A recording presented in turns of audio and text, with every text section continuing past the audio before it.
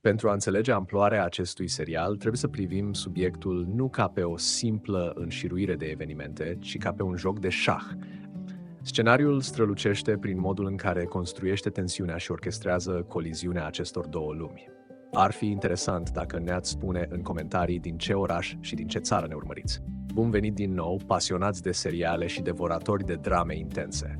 Dacă sunteți în căutarea unei povești care să vă provoace intelectul, să vă testeze limitele empatiei și să vă țină captiv într-un labirint de secrete și trădări, ați ajuns în locul potrivit. Astăzi vom vorbi despre una dintre cele mai complexe și inedite producții din istoria recentă a televiziunii turcești, Fazilet Hanım ve Kızları, Doamna, Fazilet și fiicele ei. Departe de a fi o simplă telenovelă clișeică despre o familie săracă ajunsă peste noapte în puf, acest serial este un adevărat studiu de caracter. Este o radiografie tulburătoare a lăcomiei umane, a traumelor care se transmit de la o generație la alta și a modului în care dragostea are puterea absolută de a distruge sau de a vindeca. Așezați-vă comod și preparați-vă o cafea turcească, pentru că vom explora în detaliu intrigile întortocheate și caracterele personajelor care ne-au ținut cu sufletul la gură episod după episod, în care pionii sunt chiar sufletele personajelor. Subiectul central se bazează pe o premisă clasică, dar de un dramatism care aproape atinge cruzimea, dorința disperată și viscerală a unei mame de a scăpa de sărăcia umilitoare, folosindu-și fiicele drept bilet de ieșire către înalta societate. La începutul poveștii suntem introduși în cartierul sărăcăcios din Istanbul, unde locuiește familia Çamkıran. Fazilet, o femeie aspră, marcată de un trecut dureros și de o viață plină de lipsuri, este obsedată de un singur vis: să locuiască într-un conac pe malul Bosforului. Instrumentul ei pentru a atinge acest scop este fiica ei cea mică, Ece, o adolescentă de o frumusețe rară, pe care Fazilet o târăște pe la toate audițiile pentru reclame și concursuri de frumusețe. În contrast total se află fiica cea mare, Hazan. Respingând vehement ambițiile bolnăvicioase ale mamei sale, Hazan și-a ascuns feminitatea sub haine largi și o atitudine băiețoasă, lucrând ca antrenoare de fitness și fiind singurul stâlp financiar și moral al micilor familii. De cealaltă parte a Bosforului, la propriu și la figurat, se află dinastia Egemen.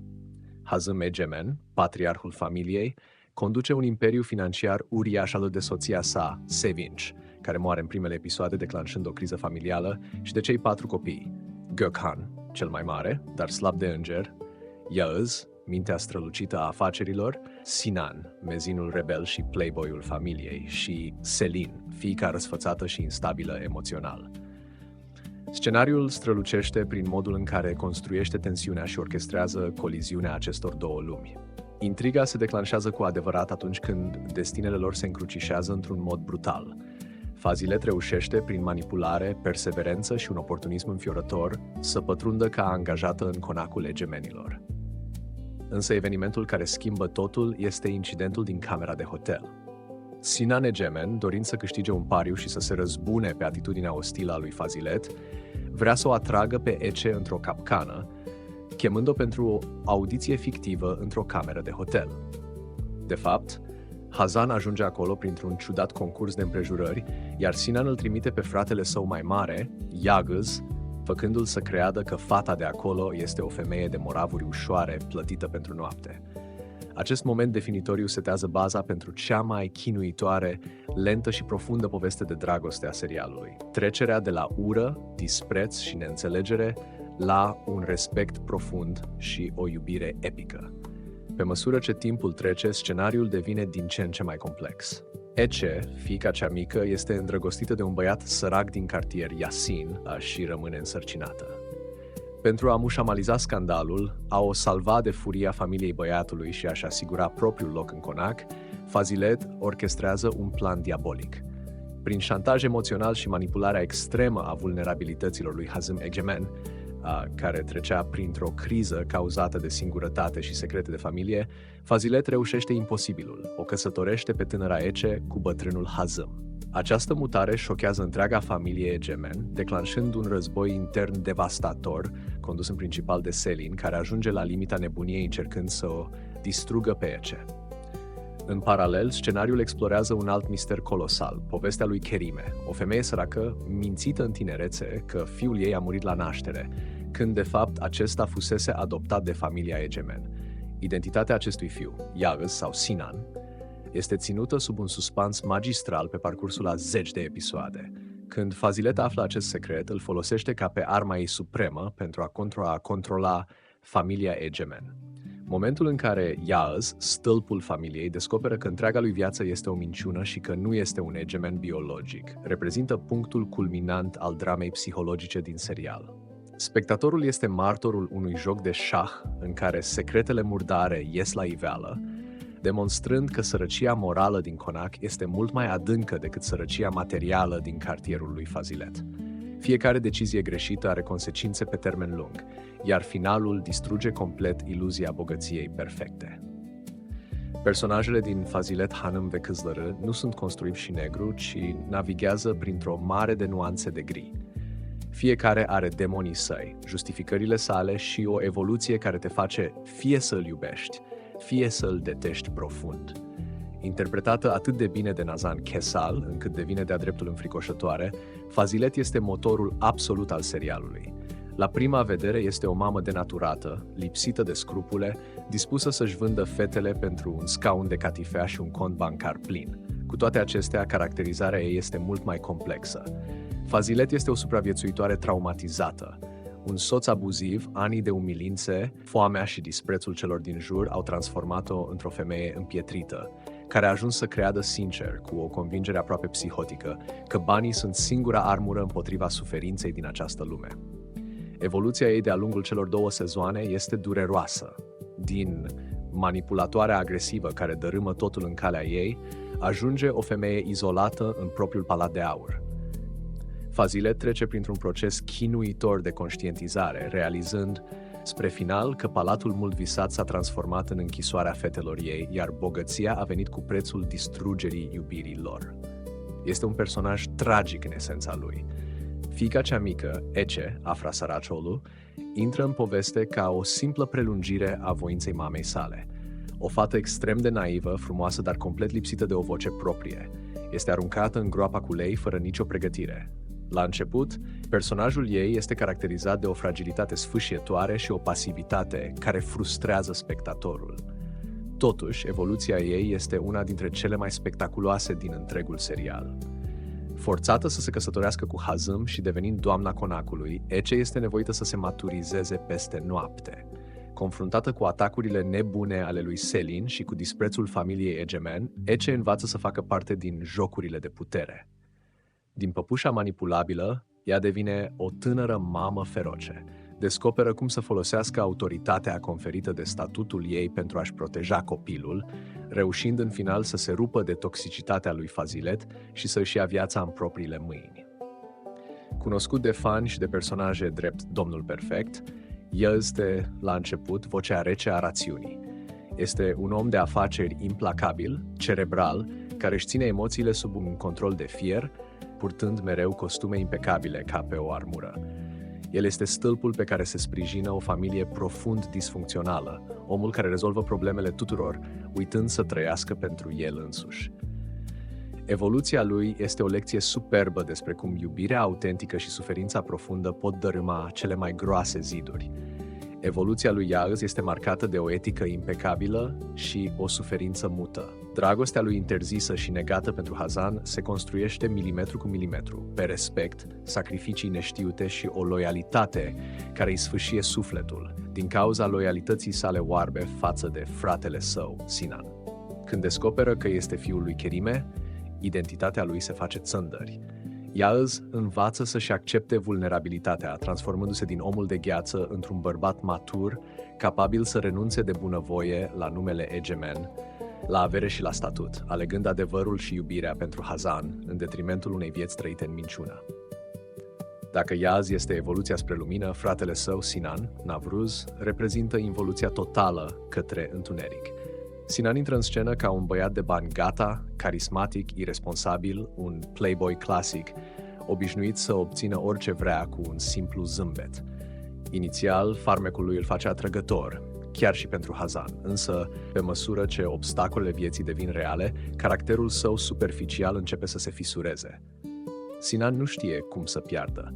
Narcisismul său iese la suprafață într-un mod macabru. Când realizează că Hazan s-a îndrăgostit de profunzimea și integritatea lui Yağız, ego-ul lui Sinan este zdrobit, iar el refuză să accepte realitatea.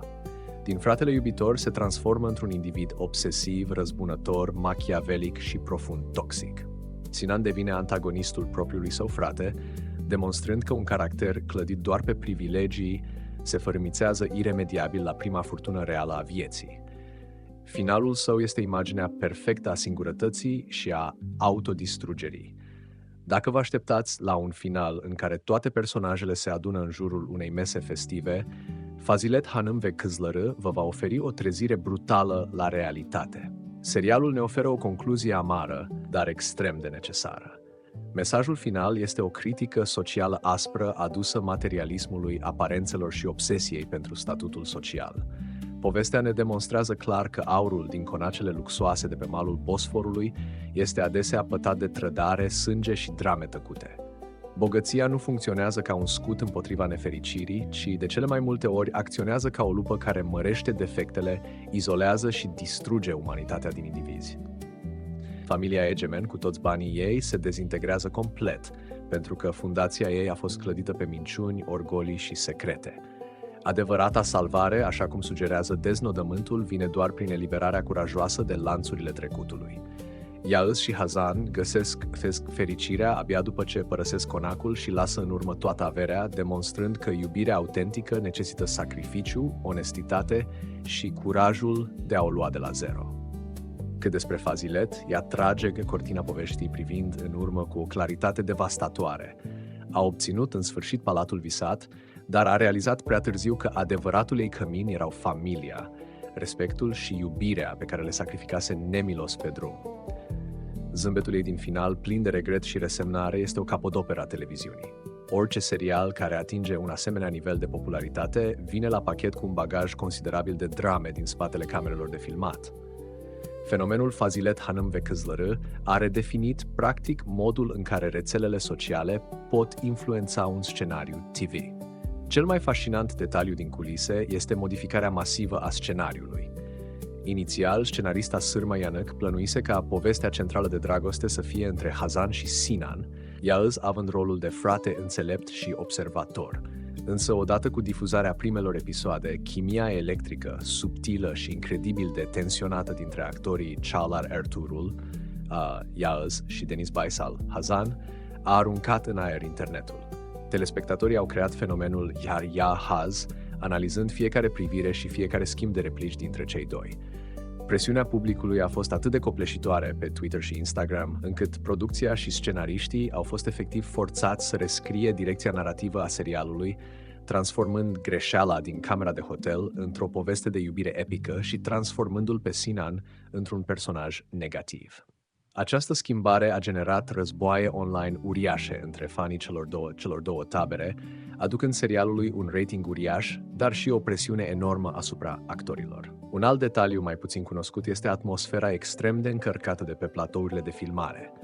Ritmul producțiilor turcești este inuman, un episod ajungând să dureze chiar și 140-50 de minute, filmate săptămânal. Actorii au povestit în interviuri despre nopți nedormite, scene dramatice filmate în frigul de pe Bosfor și epuizare fizică. Chimia profesională dintre Çağlar Ertuğrul și Deniz Baysal a fost atât de apreciată de industrie, încât, la câțiva ani după terminarea acestui proiect, cei doi au fost aduși din nou împreună ca protagoniști în serialul de acțiune Teşkilat, organizația unde au bifat un nou succes fulminant. Mai mult, prestația actriței Nazan Kesal, Fazilet, a fost atât de veridică, încât granița dintre ficțiune și realitate s-a șters pentru unii telespectatori. Actrița a povestit amuzată cum era abordată frecvent pe străzile din Istanbul sau în piețe de femei mai în vârstă care o trăgeau la răspundere, o certau vehement și o sfătuiau să nu-și mai vândă fetele bogaților. Aceasta este, până la urmă, confirmarea absolută a unui act artistic magistral. Momentul în care publicul uită că privește un ecran și are impresia că trăiește alături de personaje. Fazilet Hanım ve Kızları. rămâne un reper important în arhiva dramelor televizate. Cu un scenariu complex, personaje construite cu o meticulozitate psihologică rară și o analiză necruțătoare a defectelor umane, producția a reușit să depășească statutul de simplu divertisment de seară. Este o poveste despre cât de sus poți urca înainte de a uita cine ești și cât de tare doare căderea în propriul gol interior. Un serial care te frustrează, te face să plângi, să urăști și să iubești alături de personaje, lăsând un ecou puternic mult timp după genericul final. Dacă vă place acest video, nu uitați să dați like și să vă abonați. Pentru noi înseamnă foarte mult.